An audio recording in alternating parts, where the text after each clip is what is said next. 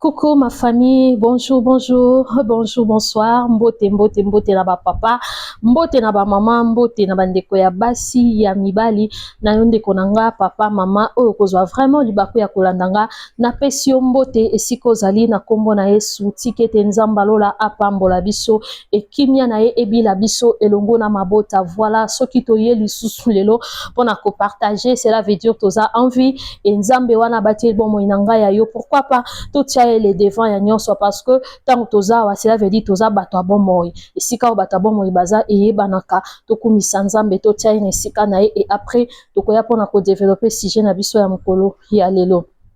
Tendre Père, Dieu de grâce, Dieu de bonté, Dieu d'amour, le Dieu fidèle. Yahweh topesio merci nzamba lola nzamba nyonso nzamba bomo inabiso yondo permettre nga lisusu pesi nga lisusu makasi pe oyo ebina kotia kati na nga na tango pona ya liboso ya libota nga pona ko partager. Yahweh topesio merci pona oyo nyonso sali poete yondo za mokokisi na nyonso. Éternel Dieu te recommander moment oyo ya partage c'est na loboko na yo zana biso du début jusqu'à la fin. Tikete oyo tolingi to partager botambume sala kati na bavi na biso nguya nyonso ya diable to bebisi pe to chasser yango kimia pe bolingo na yo ezala partage na biso ya chaîne na biso yawe pambola pe kanisa mutu nyonso oyo akoyeba na ko s'abonner na chaîne oyo kimia bolingo no ezala likolo na ye yawe du début jusqu'à la fin assister biso za na biso reine ezala partage na biso dans les noms puissants de Jésus-Christ de Nazareth. Amen.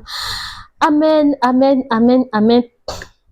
Gloire à Dieu, nzamba zwa lokumu. Nayebi ke oza envie, nayebi ke nzamba bateli yo, nayebi ke ozali, ce qui vraiment ozi libakwa kolananga, cela veut dire ozali na bomoy. Alors nazo senga na yo oyeba na ko s'abonner vraiment na chaîne na biso et kozala malamu makasi. Vraiment ba effort nyonso na osala ezaka pona bino, eza poto partager. Toyebi ke toza na mokili oyo mutu aza kokoka à 100% azate. Mutu nyonso aprenaka du jour au jour et na monde au peut toza lelo comment na biso ko apprendre te ka nde balobaka que ya mabe to zwa ya malamu to sa nini to bwaka donc ndenge tozo apprendre boye tango koti okutani na vidéo ya mama abi omoni ke ya malonga ebimi elobami en tout cas pourquoi pas vraiment pourquoi pas kotia abonnement na yo ko sala abonnement na yo pourquoi pas aussi ko liker donc eza biloko ekutaka nango penza te eza kaka que tango soutenir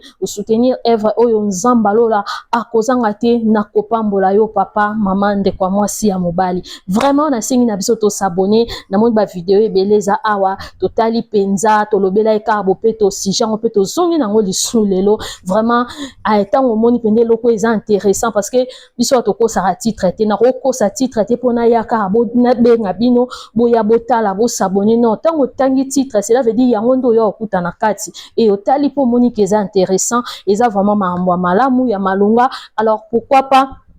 ko s'abonner vraiment na sengi na biso to s'abonner massivement tant on s'abonner activer cloche de notification liker commenter et pourquoi pas aussi ko partager pour na ko sala ke bande ko belé ba rejoindre biso nzambe ya lola akozanga te na kopambola biso. Voilà, merci beaucoup ma famille et bienvenue na ba oyo nyonso ya baki na ko s'abonner na yambi bino na kombo na Yesu Masi atikete nzamba lola apambola bino merci pour na confiance au salinga merci pour na soutien na bino. Voilà, sans plus tarder to lekimba la moko na sujet na biso alelo to lobara ke chaîne na biso oyo eza chaîne zo lobela libala na bopeto ya nzoto mingi soto oya vraiment ko lobela bopeto ya nzoto c'est parce que balobara toujours que la répétition est la mère de la science tant tozo lobela boye ezala toujours neloko moko oyo s'ajoutaka ezala toujours neloko moko oyo ekutana na mutu moko oyo azalaki peut-être ignorant to pe ignorante nango apprendre à découvrir accueillir à saleli pe amoni quelque chose ezala toujours neloko oyo esala ki et motiver lisusu davantage bato parce que mutu mususu akoyo tala neka vidéo une fois tali na eleki nango ake penza à pratiquer te maintenant yo okutana nango susu pour la deuxième fois même si j'ai yoki lisusu troisième fois quatrième fois ainsi de suite ezo sala ke muta za la motiver ezo sala ke muta sala nini azwa ezaleli ya malamu pe ya mabe asala nini abwaka adapter yango pe asalela yango lolenge esengeli parce que soin ya nzoto eza très important eza loko oyo to vivara chaque jour eza loko to vivaka chaque jour, eza loko esengeli to zala nango pe to sala yango chaque jour, eza loko moko te ke o mutu bakoki ko telemelaka mutu tangu nyonso balobelaka etia soin nzoto bongisa nzoto esala boy, non, eza loko mutu ye moko, je m'excuse na bongisa micro, voilà, eza loko oyo mutu ye moko il faut ayeba yango ke chaque jour faut nazwa soin ya nzoto nanga. Alors na ba oyo bazozala un peu négligent, ba oyo bazo ko se laisser yango wana nde toyaka tango nyonso mpona kobeta baloba na lingala ke tobeta tangwa, tobeta tangwa, to insister, to lobela po mate esilaka te, tokoki kolobela sujet moko bomonaka na sali ata na landisi ba video na olobelaka sujet moko na me tozo développer yango na ndenge mususu, tozo développer yango na ndenge mususu, parce que y a des âmes ebele oyo il faut ba yoka, oyo faut ba changer, il y a des personnes ebele oyo peut-être bazo kutana na ngona onte, donc faut ba yoka ba kende ba salela nde oyo ezali mission na biso, nde oyo ezali posa na biso, parce que toko ya kate to lobi kake mutaki asaleli te, non, donc déjà na moni vidéo oyo eza na sewana o tolobela eka ba bopeto, donc déjà na moni ba vie wana, en tout cas nga na pesi nzambe merci, parce que na moni ke oui batu batali ba yoki, mais siko ya pas sika ezaka ke to boyinde ko s'abonner, mais siko na awa na osenga biso vraiment to s'abonner ezala malamu mingi. Bopeto o tolobelaka awa tolobelaka bopeto ya nzoto ya mwasi comme ya mobile, mais za na ba jour o to yaka to beti sete côté ya papa, ba jour suspect to yaka to beti sete côté ya mama, donc pour dire que to zolobela bopeto ya mutu nyonso mwasi comme mobile. Mibali basi ebele pe bazo déclarer ke mibali ozolobelaka ba mama ozolobelaka biso ba papa ebele pe bazozala négligent, biso ba mama mosusu tozosala ba effort, omona papa uti mosala na nzoto mapeka solo nini solo, sous-vêtement papa lataka plusieurs jours, papa munoko solo, papa brosaka na pasi, donc tout côté ya ba mama pe okoka ba papa mosusu baosala nini bazo déclarer. Mwasi katikati ya makolo ya koyinda, katikati ya makolo eyindi esali salite, mwasi munoko solo, mwasi mapeka solo, mwasi se ya poitrine eza koyinda, mwasi bon ba papa pe bazo déclarer yango moni tolobaka ke tolobelaka ba papa, tolobelaka pe ba mama, tolobelaka mutu nyonso. Donc lelo siko toye kolobela mingi ba mama, ba papa pe ba okota na bango kaka, mais toye kolobela pe ba mama pe ka ndenge ezalaka. Mama, mwasi oya mibengi mwasi une femme de valeur,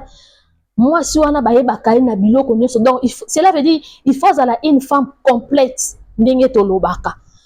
Donc tolobaka une femme complète aza mwasi oyo azo remplir ba critères ebele, otali penza ke olobi oui wana mwasi lokwa ngai mama bi ndi na ote ya bino boy na liboso ya caméra naza na kati ya ndako nanga bien sûr, mais tant na côté ya bino boy nga moko déjà na yebi ke eloko o na okendo lobela, est-ce que nga moko na saleli yango, est-ce que nga moko na salela ka yango, est-ce que nga moko eza en ordre, est-ce que donc cela veut dire na bongisi nanu ya nga moko, na mi bongisi nanu nga moko, na bongisi nanu nga moko, après na yebi ke tant nazo ya loba boy na otala sima, na otala mupanzi, na otala na mo déjà ke ya nga moko ça va, alors tant nazo passer message na yebi pe ke bato nazo passer les messages ba oyo kape bakenini basaleli lolenge moko oyo nga pe na saleli nini na saleli to pe na salelaka. Alors tant balobi oza une femme complète, babanda kotala mwasi na suki ya mutu kino na se ya linzaka. Donc suki na yo mutu na yo il faut ezala propre, il faut ezala kitoko, ozaloza na tresse, ozaloza na tissage, ozaloza na suki ya maboko ndinga na suki ya maboko na sebwe na tie perruque nanga likolo. Na mi ke ton na olongola, même temps na olongola perruque nanga ezala suki mo boy o eko déranger mututé, o eko déranger mobali nanga te ke amoni boy fa écoute ozala nota na perruque wana suki, oui bien sûr eza biloko mi balé différent, mais au moins quand même que naturellement aussi naza bien, naza présentable, naturellement aussi mobali nanga pas apprécier nga bongo naturellement aussi, donc voilà. Même si na longoli ozomona ke mutu nanga ezo dégager solo ya mabete, mutu nanga ezo dégager solo ya mulungete ya kopolate mutu nanga ezo dégager soki nini te parce que ça na ba même beleva même pour na otia mai na mutu ezala problème to bi ke lelo biso presque ba se belé to tondani na ba perruque na ndao alors tant oza na perruque na yo bi ke perruque na yo lata ngo ka solingo lata et il y a des moments suki no ezala mutu no ezala polele suki ya maboko ya mikieni nga na zana ngo boye donc c'est là fait tant ozo kota na douche ozo kendo sokola mama sokola mutu na yo sokola mutu na yo tia savon na mutu no soki shampoing soki nini sokola mutu no ezala toujours propre ezala toujours ko dégager odeur ya kitoko ce n'est pas que tango ki olala pembe na mobali na yo azo tia mutu boye mutu azo pousa na ta pembe ni mwa câlin mwa nini aokimisa zolo et arrangera te ezala prenza propreté plutôt ezala kitoko te donc cela veut dire que tango yebi ke même si olongoli perruque na yo oza bongo mais mutu na yo eza propre eza kitoko eza présentable et tout eza présentable et tout matoi na yo zolo na yo eza kangane na oloba na bino besu na bina pousa caméra bo botala bo moninga salité na zolo so na tali bo matoi ba mafuta ba mafina ba nini ekititia non ce n'est pas ça.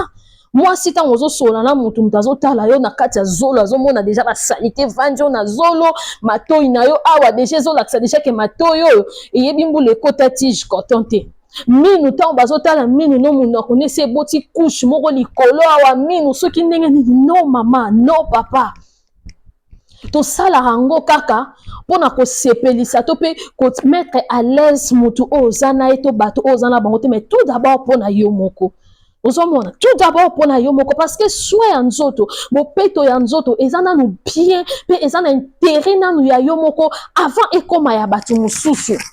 avant ekoma ya batu mususu eza pona bien na yo eza intérêt ya yomoko nanu ya batu mususu ekoya après donc yomoko tu te sens bien tu te sens à l'aise tu te sens penza fier de toi en fait ozomona parce que ça na biloko oh yomoko tango yebi yango batu ba yebi yango te mais yomoko yebi que je suis comme ça yomoko za fier na yomoko avant mutu to pe moi si to pe mobali na yo aya kozala fier na yo. Maman, papa, mutu abrosaka 2 fois par jour. Ngana ebisa bino même si ce qui est 3 fois par jour maman brosser. Il y a des circonstances comme ça. Ce qu'on est tingane na zabeto na lamke na tonga na brosser. Na moni ke na lié na sal ma ramna nena ngina ya liboso na bino na ke na brosser. C'est pas que non là la boy na ko brossa vana là. Donc cela veut dire journal le jour 3 fois. Échanger l'autre hein. Mais il y a des jours pour moi on appelle 2 fois. Na tongo et puis na poko vana matana mbetu. C'est comme ça. Muta brosaka 2 fois.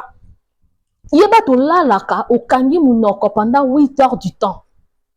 Okangi munoko pendant 8 heures du temps. Malgré que na kati ya libala ta mususu ezana air mofobo solo la ezabino ta mususu 1 heure kaka na kati ya butuana même si olala 6 heures 7 heures c'est beaucoup.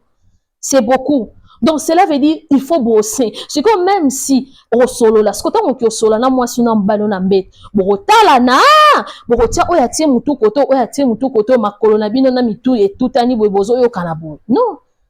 C'est que borotala na. Alors tant borotala na wana essaie de rafraîchir à bien bima. Tant bozo tala na wana bozo solo là, mutu nyo sotu aza à l'aise. Moi si aza à l'aise, mobile aza à l'aise, mutazwa indisposé muninga azate. Mutazwa indisposé muninga azate mutakwa indisposé, je m'excuse. Mutazwa indisposé muninga azate mutu akwa indisposé muninga azate. C'est comme ça que ça se passe. C'est comme ça que ça se passe. Mais nini nyoko la mukana tongo au brosser au kemusalao même si au kenda kiteo au tamboli de gauche à droite au saliba course au lié au grignoter au goûter au salibani iloko nyonso to ane ekoto na munoko bien sûr que oui ozo marcher ango pe ozo avaler ango mais etika la na ba minu etika la na lolemo. Yomoko sale expérience wana na service surtout bien expérience wana après avoir collé quelque chose au ta la beauté aucun na miroir au tien minu na au tien le mona au mona ke le lemo changer couleur au mona ke couche moko e boti wana donc ya miloko o tu kolia ozomona siko soki evandi o brossete et to komi pe butu tongo pe tani mama siko lamuka na tongo pe sata bonjour à pambo yomoko bando ko se sentir mabe. Yo moko bando ko se sentir mabe. Donc que brosser pour la moutou, et ça très important, 2 fois, même 3 fois par jour. 2 ou 3 fois par jour. Ngala loba toujours soko oti ko brosser et surtout soko yebi ke na moment na tango zo ko sokola ya poko zo brosser ozo ke na mbeto bozo ke ndo solo la bo ke ndo sala makam na bino mama mwasi azanga ka citron na ndaku ti bo se ka citron na biso ya kotonu te mikolo ba citron bon to zaka ba citron mikeo voilà donc citron na yo ezanga na ndaku ti moi ça zanga citron na ndaku ti neti biso na bene bo ezaka nango bezo baka mikolo po ebungi to mona ka wa mikeo déjà son na sombi quantité mo boîte ya $1 na ozala ngo ebele na ndaku donc eko sala nga table 2 semaines ozomona donc tant vous na citron na ndaku bo soko oti ko brosser na sir na sina pe ça pe astuce wana a soki tant mususu ko tokisa clou de girofle et ko zoyo temps okoko utiliser kaka jus ya citron oil au divisant en 2 quand to kataka et oti ko brosser au jus citron fini na moi mai au rincer là on ko sala on le quoi bain de bouche tout comme pour cause na bain de bouche non so na bain de bouche ça va ce qui pose na ngote ko utiliser même citron parce que bain de bouche et ça ba te be ba supporter ngote pour na fraîcheur na ndenge pikaka wana eza ba te be ba supporter ngote surtout mingi bato ba bela aminu bon na ebite eza na ba bain de bouche mususu ba conseil ngo na bato ba bela aminu mais ça ba mususu ba koka ngote pour na ndenge pikaka wana voilà.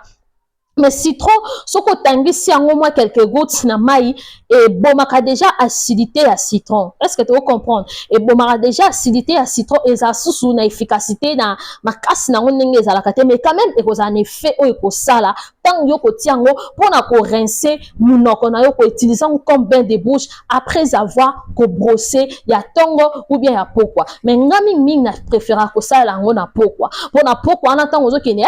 bino mo webi ka systématique. Moi ba odeur ya ba pepsodent les amba tout ça ko supporter en côté au moins tant au brosser bongo au sali bain de bouche non na citron donc mon connaît ça na fraîcheur ça na solo ya bien les obimisa solo ya bien ya fraîcheur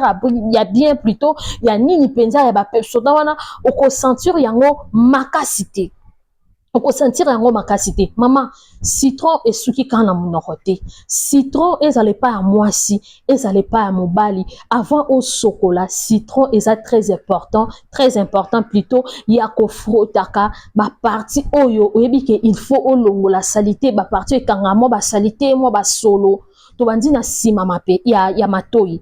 eza bato mususu so otali sima matoi ne awa esala noa esala couche moko boye po a négliger yango anika yango penza te mingi omona pa ba papa ata basi mususu pe bazana eloko wana omona sima matoi awa mwindu esali mo ba tache esali mo ba couche moko boye alors citron déjà éclaircissant citron ezaka éclaircissant ntango ozanda na habitude ya koutilize yango bongo ya kosalela yango bongo ekoede yo makasi omonaka babiloko wana ekozala yo lisusu te même na kingo surtout mingi bato bazaka kingo mwambe kingo ekota eza munene aza mukie bato kingo mwambe kipara te omona kingo na ye ekota mama utilisaka citron tango koti na douche na po kendo sukola avant tout tango rincer nzoto na yo utiliser citron ya konika na sima matoi na yo na kingo na yo zo nika pena na sima kingo na yo après okene nango wapi na se ya mapeka donc eza que faut na citron ce que ça ya mikebo neti biso to za ya mikolo ya mikebo nazo utiliser ata 2 ozomona po eza mike mais tango za ya minene wana okoyi ko kata ngo osali moko partie likolo moko partie ase ozomona ça dépend ce qui peut des citrons kaka yo moko ndengo oko salela parce que zeloko yo ekutaka nango te voilà oniki citron na yo bongo niki o frotter na nzoto osala gel douche na ya kitoko oza pe na parfum na ya kitoko lait de beauté na ya kitoko mais eloko yo je vous dis que c'est la magie. Donc nzambe pena biloko apesa biso na se na moyi oh maman foto kumisa ye kaka c'est la magie je vous dis donc eze eloko moko tant yo mo aussi so sokola nango ozomi tala nzoto na yo ozomi tuna pena wow na uti wapi na so donc ozo sentir à l'aise eloko moko boido ya kitoko kati na yo donc osokoli o frotter na kingo na ona sima matoi na ona se ya mapeka na se ya mapeka na katikati ya ba entre jambe kande na te koloba na débit ande ba papa msusu bazo déclarer pour na ba maman vidéo moko ezana la saki astuce moko ya ko éclaircir entre jambes ba produit mo na sala kala na lobaki na yebité partout et pas wapi yo zali soki okozwa ba produit wana facilement mais faut tala kaka so bokiti na se wo mona comment éclaircir entre jambes vidéo ezana bo mona ba produit nini oyo na salelaki donc oniki citron na katikati ya makolo na yo. Oniki citron na katikati ya makolo, oniki citron na se ya mapeka, oniki citron na se ya poitrine. Na se ya poitrine na yo oniki citron mama. Papa pe bele bazo déclarer loko wana mwasi na ngai ça ya tolo na ye. E boy na boy non, ce n'est pas ça mama. Kobota eza komitika te. Ozaka na ki fiançailles, ozaka na ki chéri. So papa bengyo allo, chéri to kutana quelque part, yara place beto kutana. Yo mo talaka ndingo bandaka komi petikisa. Yo mo talaka ndingo bandaka komi petikisa penzo ko soit ya ko bonga mo ko na douche au brosser, après ko brosser ko luka bonbon, soit bazoka, o tsena munoko na o marché te, au marché pour que le temps au comme kuno za na fraîcheur à deux. Une fois à la maison, si tu négliges komi tika donc ozomona ke excuse na sala te donc na sala na katsanda kalibala ah mama au contraire faut qu'on multiplie ngo les sous au contraire faut qu'on multiplie ngo les sous même na katsanda kalibala ozomona faut qu'on multiplie ngo les sous donc tant sokoli bongo saleli citron bongo mama nanga yo moko sentir déjà que bien moko et après nde sikoyo okwa kozwa soki gel douche na yo sa elaka linyuka e gae ngana sabino ngana nika nzut na ngana linyuka nga linga nika nzut na ngana linyuka parce qu'avec linyuka je me sens penza ki na sukoli ba je wana o ba ga wana ya ba coton wana na mona ngo so na tie savon e comme amu selulu na nzut neti zo leka ka bo swa so nga ko leka bona mona neti nzut zo telati. Donc donc c'est que on a ni kanzoto nanga na frotter nzoto nanga na linyuka talaka gant on a l'accès binonga gant on est na saela ngo pona ko nika ba partie intime na sima na liboso donc faut à la mi balé na ba couleur différent na sina l'accès kangwa mais na lobaki que nazo lakisa mais ça dépend d'une personne à l'autre ne loko oya ko salela ozomona parce que ça mamso ba saela ha sous-vêtement et ça va tout ça ça la race qui peut ka linyuka ndenga na lobi mamsusu pe gant ba gant mais c'est différent parce que gant on a na saela so otali ngo ozo quand vous êtes un peu moins linyuka et ça net bon voilà et ça gaming ba tout ça saela ngo ba gommage et tout mais ngai na salela yango pona konika simana liboso so ba gant wana oyo ya coton wana eza kwa ba bébé wana voilà wana ce qu'on nga na saela ngo gommage mais oyo na saela ngo pona konika liboso na sima pona konika ngo liboso na sima po na kolongola ba salité po enika ma bien et puis na lakisa déjà gel douche ya malamu ya malonga oyo mwasi akoyi kozanga te mwasi comme mobile akoyi ko pardon gel intime bo excusez-nga oyo mwasi comme mobala koyi kozanga te gel intime o eza nonu na sola kitoko eza ko aider na makambo ebele ba odeur vaginale ba makambo ebele poza na ba odeur wana te ba côté intime wana ba odeur wana ezala te ozomona avec ça ozui otiawa après avoir kosala la citron et puis citron tango osala et suki kana sima matoite na se ya mapeka te na se ya poitrine te katikati ya mipene te tina sima kosala citron na sima kuto ko palola no ata na kati na ndenga kati ata na ndenga poso bo citron ti ba citron mikio eza ba solo makasi oko palola ngata na ndenga ya libanda kabo ozomona ndenga liboso boy na ndenga libanda bodo eko bimisa kaka nini nango solo nango ya kitoko wana ozomona ko etindiza ngo saleli yango etango zana nini na yo gel intime na yo oyanga yango soki pe yo po salela yango sava soki ozana na gel intime auto salela na conseiller o luka saforel mais soki ozape na gel intime susu po salela romona que ça va tant mieux problème ezate mais saforel eza choix nanga voilà saforel na yo uniki sima na yo et tant on pe gant oya liboso tant ozonika kota liboso entre jambes na faut konika parce